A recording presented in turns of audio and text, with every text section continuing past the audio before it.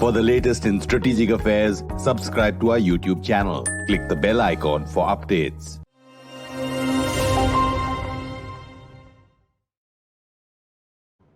This is StratNewsGlobal. I'm Amitabh P Revi, and you're watching The Gist.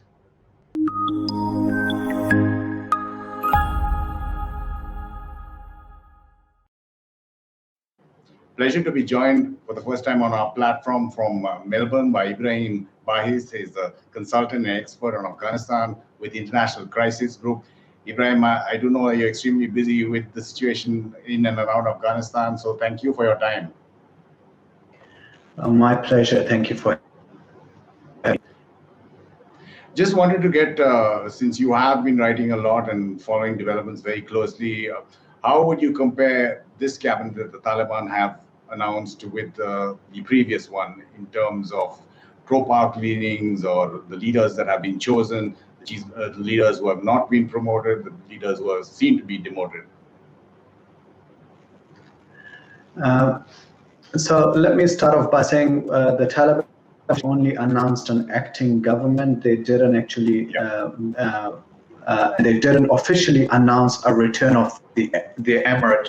However, after the conference, some journalists who did ask members of the media, the Taliban's media, or I should now call it the media ministry, they did say that Hibbatullah will be the overall Amir, and this will be an emirate. So unofficially, they have talked about a return of the emirate. Officially, so far we only received an announcement on interim government.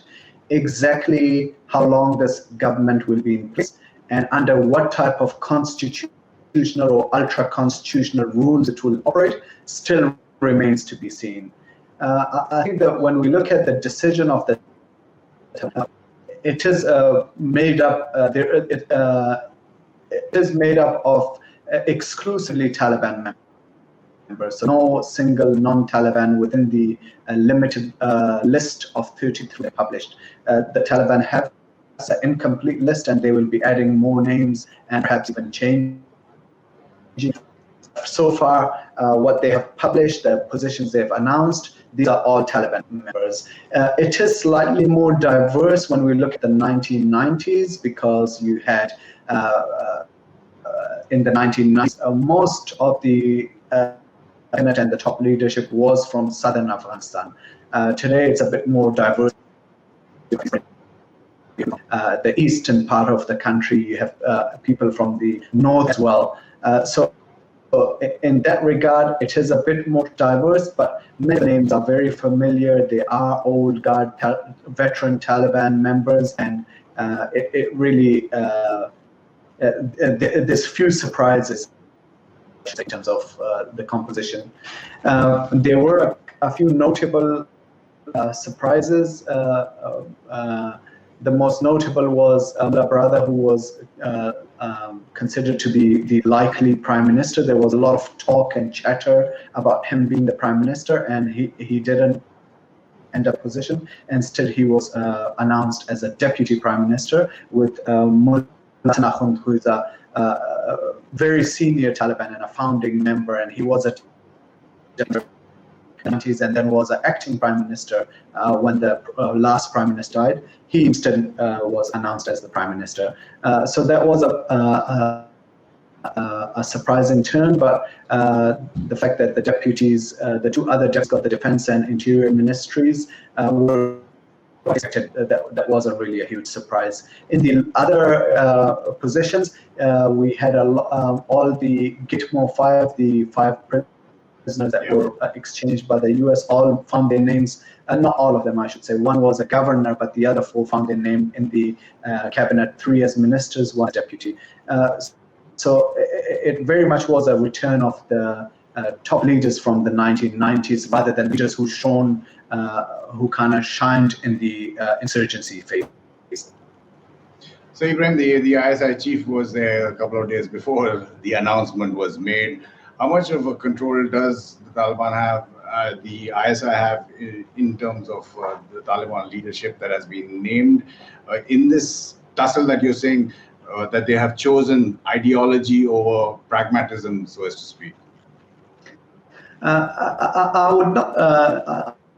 Necessarily, they've chosen ideology over pragmatism. The Taliban leadership has always been like, there isn't a huge difference between the leadership. I don't think, when like people who are pushing for reform versus people who would like the 1990s. But I don't think there's like a gap ideology.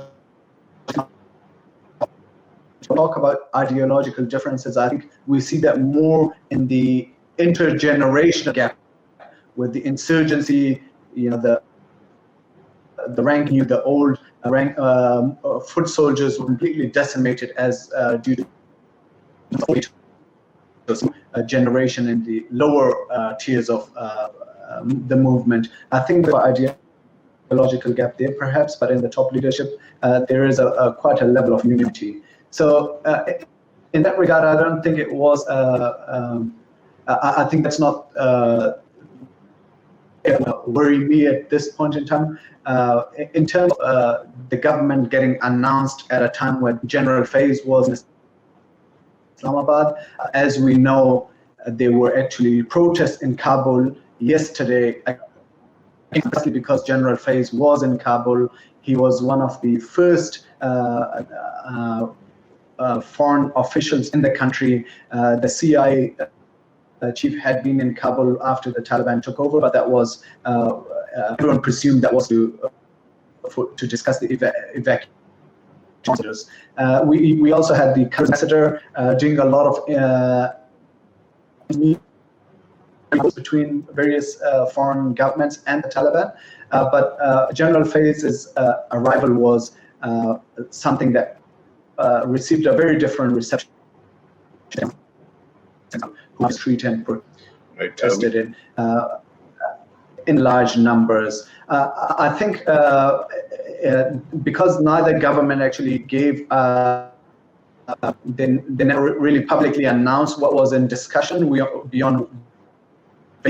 I think Pakistan would have a number of things that it wanted to address. One of that is the TTP, which just a few days ago carried out a very deadly suicide bombing inside Pakistan. So I think that was top agenda, but also there was reports that he was between various factions of the Taliban. And now that's not something I personally, I believe that was there is in the Taliban that kind of interfighting that they need external mediation. Usually the Taliban has proven years and a very cohesive movement, and they have never made a decision that has caused public disagreement within the rank and file. So, but that was something reported by the media. Right, as you're saying, what is more crucial is to see how the TTP is responding, and you pointed out to those attacks which have been over the last month or so. There have been 2 attacks on the CPEC projects as well. You've also been writing a lot about the Taliban's tilt towards China and China's response. Could you elaborate on your take on that? I think it's very early days, and it's not by all means a foregone conclusion, but what we began to announce their new government, and they kind of came to the decision now, with the benefit of hindsight, I think we can say, now that they came to the conclusion they were going to bring back, and it was going to be looking very much like the 1990s. I suppose they foresaw the reaction of the international community, which was they will not recognize this government. They will likely not provided any type of financial or support. And Afghanistan is a country that's dependent on foreign in some shape or form. The last government, 75% of its public expenditure was actually through donor states. So the Taliban would also be looking for some kind of foreign assistance, whether it's grants, aid, loans, investments, but they will be looking for some financial support. And as the international community has begun to distance the Taliban, Pakistan and China have remained engaged and been calling for some kind of financial support. Now the rest of the countries, especially Europe, has also about and increased the humanitarian aid to the country, but they have so far, at least for withheld development aid, which is what. So I think China has shown a willingness to fill that gap. And I think we're increasingly seeing the Taliban warming up to China. The Taliban's spokesperson said that China will be our principal ally in the international. I should say, on the one hand, China is warming up, but on the other hand, other distancing themselves from the new political dispensation, and that gives them little.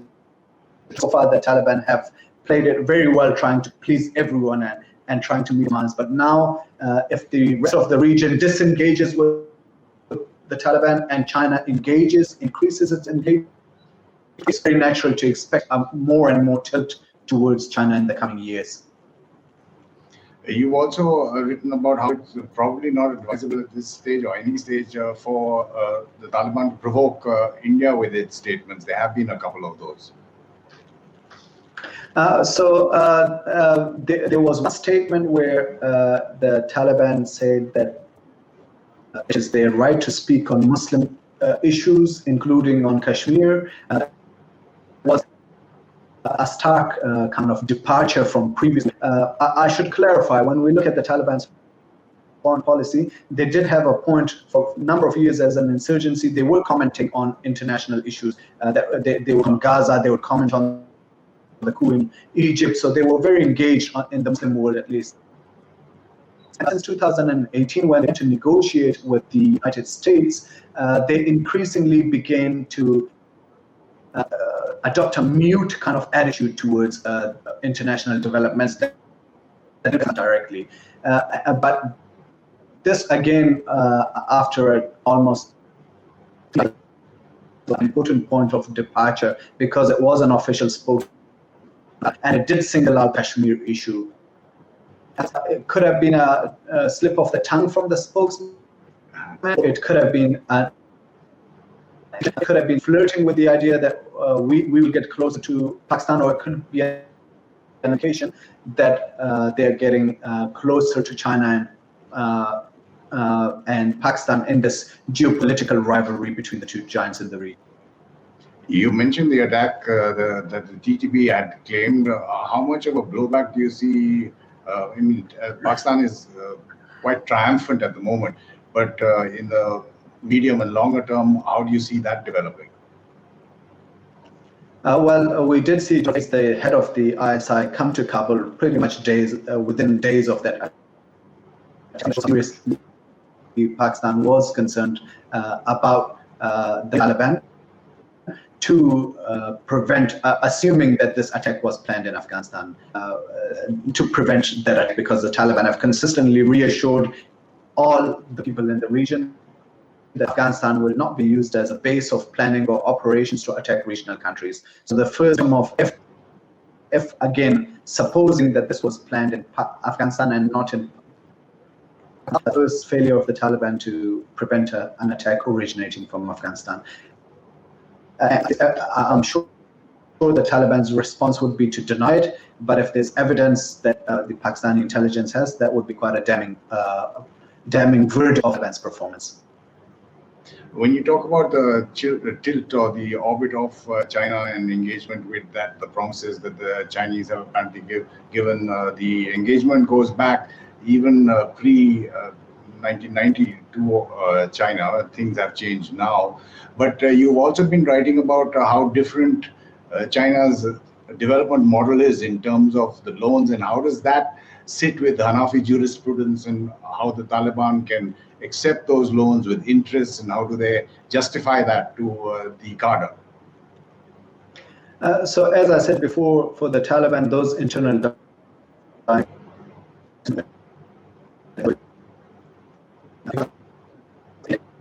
on those group cohesion for its existence. So that dynamic generally trend to any other dynamic.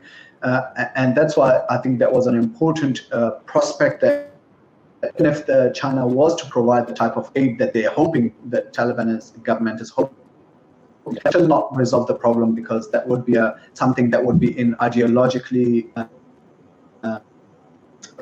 the ideology and would have potential for blowback. But going back to the general having relations with the Taliban even during the 1990s, as you said, the 1990s, the Taliban's foreign, but that they made enemies with almost everyone. War with it. They hijacked an airplane from India, landed in.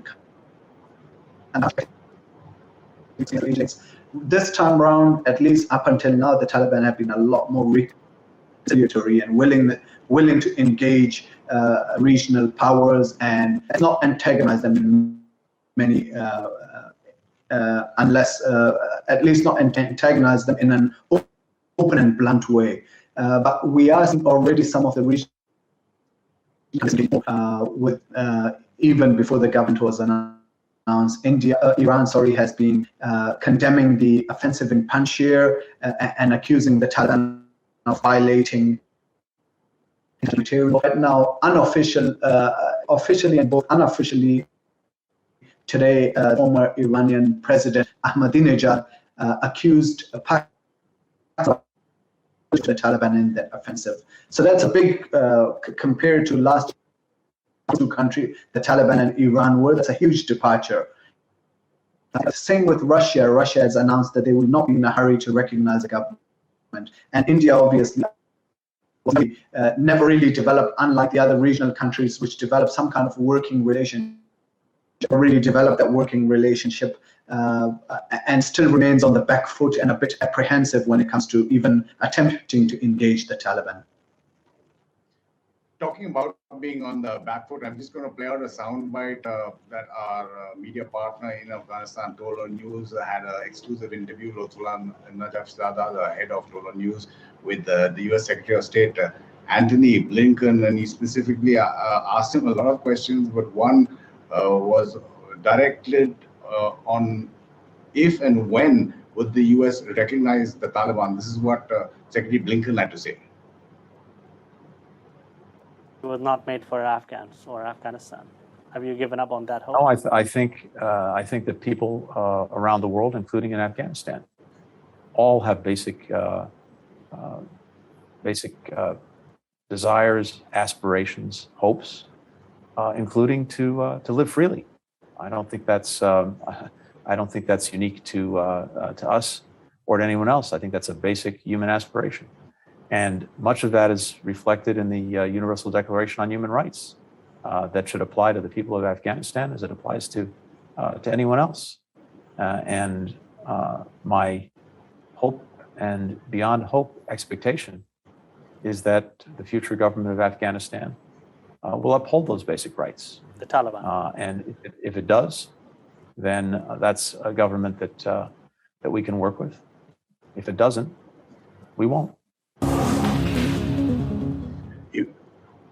Ibrahim, today is the 9th of September. 20 years ago, Ahmad Shah Massoud was assassinated by two Al-Qaeda members. Lots of back and forth on social media, whether his mazar has been desecrated by the Taliban or not, or whether it's photoshopped or not. That he must be rolling in his, turning in his grave like tens of thousands of Afghans and Americans and coalition troops would be. How do you see America progressing with the Taliban in the near future?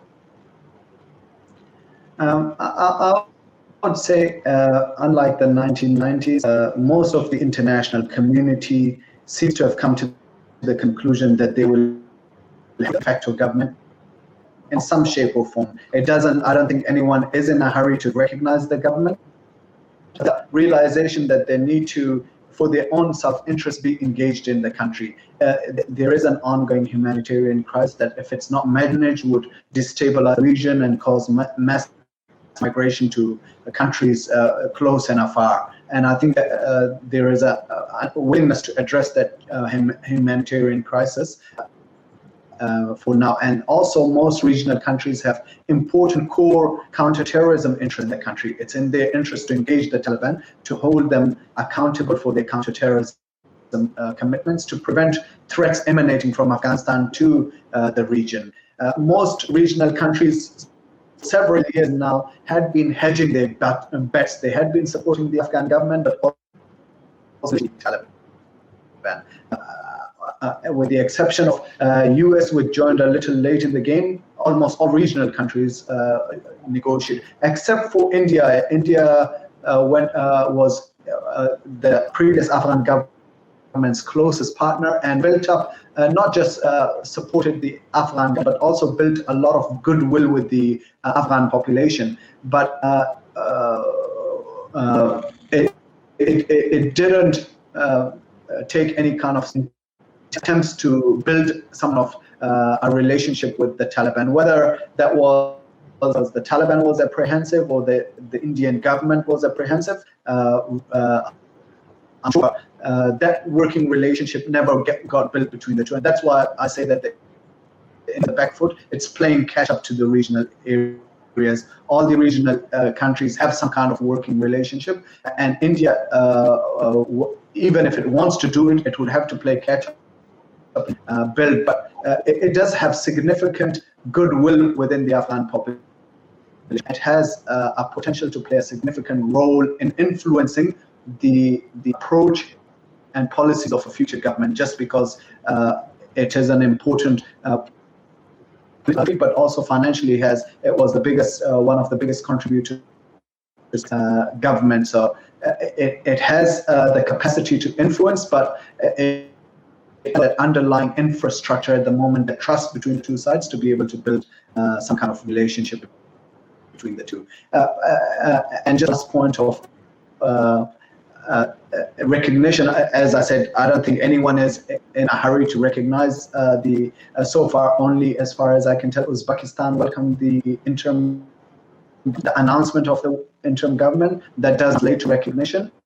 We would have to wait and see whether they recognize it or not. And I believe, I just heard social media, haven't read it myself, that Saudi Arabia has also welcomed a government that represents its government. So I haven't read the statement. I think I should take that back. But at least we know Uzbekistan has welcomed the government. And I think there's talk that Pakistan regional talks as well.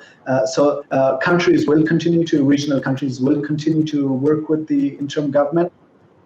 It now controls 100% of the population, 100% of the territory, say, which is unlike the 1990s. Ahmad Shah Massoud always remained a thorn in the Taliban side. He was a very brilliant military commander and never able to consolidate control over the entire country during his lifetime. But now it is a factor on the ground. It is the de facto government. I think most countries understand that it will be there for a few years. Short-term government, it will be there for a few years. It's not going anywhere. So most regional countries don't want to recognize it and have but are willing to work with it in some level to ensure that their core, particularly when it comes to counter-terrorism, is secured in the country. Ibraheem Bahiss, as officials in India say, India may be down, but is not out as yet in Afghanistan. But I would have loved to go on talking with you. I do know you're busy, and hopefully next time we can sort out the technical difficulties we've had on audio. Really appreciate your experience and expertise. Thank you for your time on StratNewsGlobal. My pleasure. Thank you for having me. And just a reminder to our viewers, we do apologize for all those technical difficulties we were having on the audio line with Ibraheem Bahiss, but do follow our social media handles on Twitter, Facebook, and Instagram. You can help support us financially. There's a link in the YouTube descriptor.